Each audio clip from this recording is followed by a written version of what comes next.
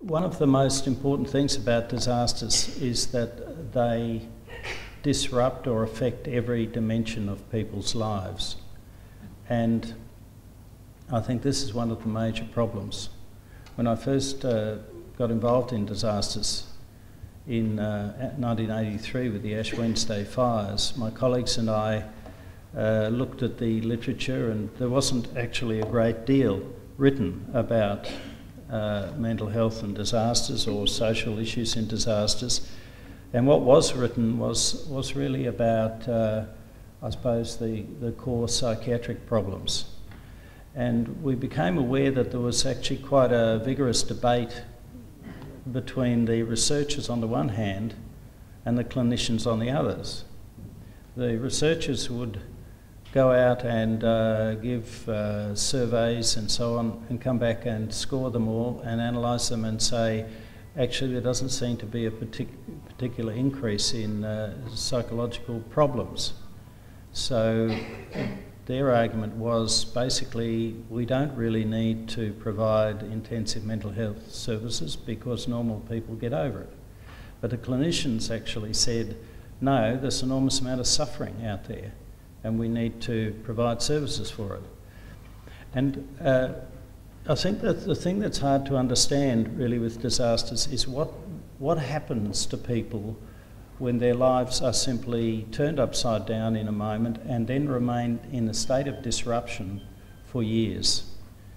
And that's the picture I want to try and show, that we're here talking about the way in which the disruption places people in a state that compromises their ability to undertake the very tasks that help them reconstruct their lives. And this means that they are at risk for, on the one hand, making very poor decisions that don't really hold up in the long term, and on the other hand, going into a kind of mode of survival that leads to the ultimate degradation of many of the valued aspects of their lives.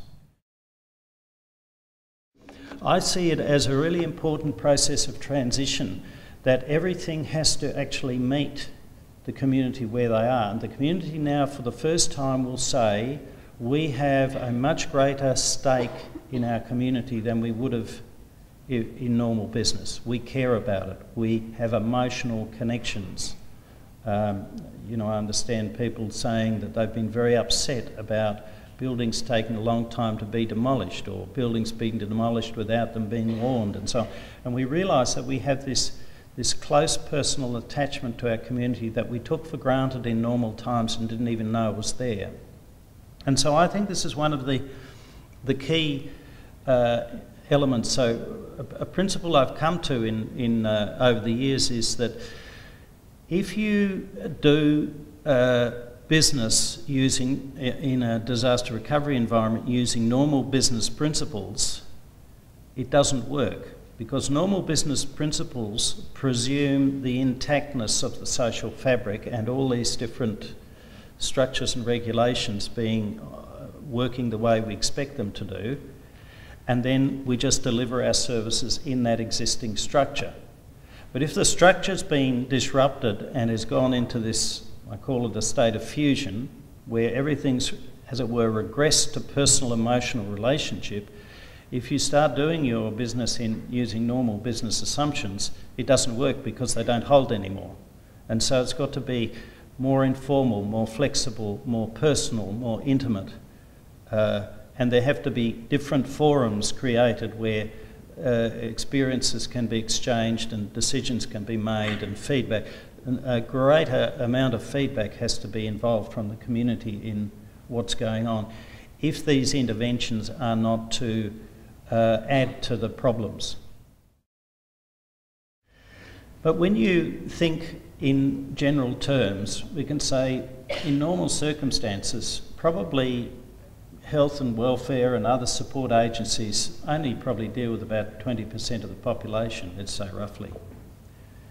And those 20% are engaged through a set of experiences with the services. But the other 80% just do things themselves with their own networks. They don't actually use formal services. But if the intensity of the need after the disaster is primarily related to the impact and the losses, then we should assume that that doesn't correlate too well with how previously well adjusted you were and your use of services. It correlates with other things like where you happen to be on the day, or where the earthquake impacted, or whatever, how the wind blew in a bushfire. And so therefore we should assume that 80% of the people who are sufficiently affected as to need support from formal agencies have no prior experience of being the client of a helping agent. In other words, in their repertoire of social roles, they don't have the role of being the client of a helping agent. And I think this is one of the major reasons why they don't conceive of how they should engage. Or if they do engage, they engage only in the most overt, financially based services, rather than the broader psychosocial supports that are going to make it possible for them to make good decisions. And so I think that the first task we have after a disaster is to enrol people into the role of being the client of a helping agency, which is the recovery system. We're noticing that there's a group of people that have come forward for assistance from the bushfires this year, in the fourth year. And they've come forward because they've been trying to do it themselves, but they're now utterly exhausted and in crisis. So they've conceptualised in their own mind that this is my problem, I have to deal with it. I don't need to use all these charities and everything. I've always dealt with things myself. And they've now gone to the point where they're in burnout state because they didn't conceptualise that this is not actually the same as my normal experience. And fundamentally, the enrolment process is about public communication and the way services present themselves. So if they present themselves within the assumptions of the pre-existing threefold structure, we're a government agency, we provide these services, then people will look at that with their pre-disaster frame of reference and say, well, that doesn't concern me, I don't use government agencies. And then there's a whole period of suffering and difficulty occurs before they start to use them. Well, I think theoretically we should be able to work out ways to preempt that. When you look at the detailed research, in most natural disasters there's about a 20%, 10 to 20% clinical problem. Post-traumatic stress, depression, anxiety, substance abuse. But when there's more death and horror, of course this percentage increases. And there was an interesting study after the Oklahoma bombing that was done 6 years after the event, and they looked at the people that were involved in it, and they came up with a figure of about 45% would have qualified for a diagnosis at some point in that 6 years.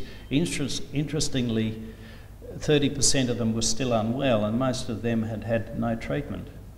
Why is that? Don't they have enough counsellors in the United States? No, they weren't enrolled as clients of the agency, and even at 6 years later some of them are not enrolled as defining themselves as legitimate people who should be using services and respecting themselves for doing that. And when you look at various aspects of the research, you can say that there are these 4 predictors of who's likely to need these formal services. So the severity of impact, the loss of resources, the availability of good social support, or the presence of all sorts of social problems, isolation, housing difficulties, etc. during the recovery period, and most importantly, other unrelated problems. Because, I think most normal, reasonable people can crank themselves up and put themselves in overdrive to deal with their recovery requirements. But if you're already then extended to 100% of your capacity dealing with this, you only need another everyday problem to appear on the scene, and you don't have any resources to deal with it, like getting a diagnosis of an illness you didn't want, or having to move your mother-in-law into a nursing home, or I don't know, some crisis in the family elsewhere, and you've got nothing to draw on, and that's then when people go into crisis. So I think it's very important that we don't divorce the disaster recovery related services from all the other normal services, because life goes on for everybody, and the longer the recovery process goes on, the more these other unrelated problems occur, and they immediately compromise the capacity for people to recover. What we actually find is that usually the other unrelated problems have to be dealt with. And so what happens is recovery activity goes on hold for maybe months until they can get themselves back in a frame of mind that they can make another phone call to the insurance company or something. What concerns me is what I call degraded quality of life, which is what happens to ordinary people who don't actually let themselves get sick, but just soldier on and plod through and deal with things and come out the other end bewildered at what's happened to their lives.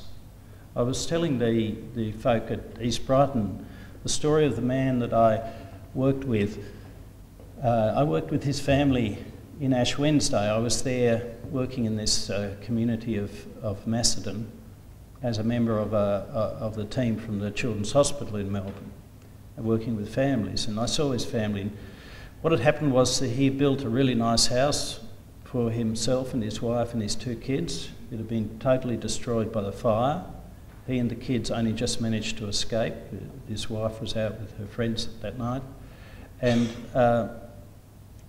he comes back the next day, or the next couple of days, and is sort of picking over the rubble, and his neighbour says, "What are you going to do?" And he says, "I'm going to be rebuilt. Of course I'll rebuild."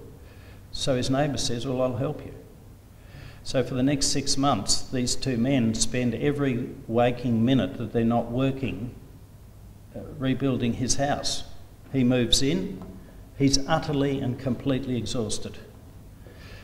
Then the neighbour says, "So I'm going to start rebuilding now too." And he's a nice fellow, and he feels this incredible debt to this neighbour, so the last thing he wants is to build another house. He just wants to rest and recuperate, but he spends the next 6 months building his neighbour's house. 5 years later, he rings me up in my private practice and comes to see me.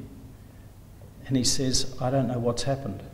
Here I am, I'm divorced, we've sold the house and the land in this nice rural area, and I'm living in a flat near the airport, seeing my kids once every fortnight for a couple of hours on the weekend. I don't understand what happened." And what actually happened was that he thought that recovery was all about rebuilding his house. And in doing so, he degraded his relationship, his marriage, and the marriage fell apart.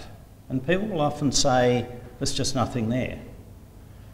And this is about the homogenisation of relationships, where intimacy becomes less intimate, but other less intimate relationships become intensely over-involved. You know, he's probably spent more time with his neighbour than his wife, didn't he, during those 12 months?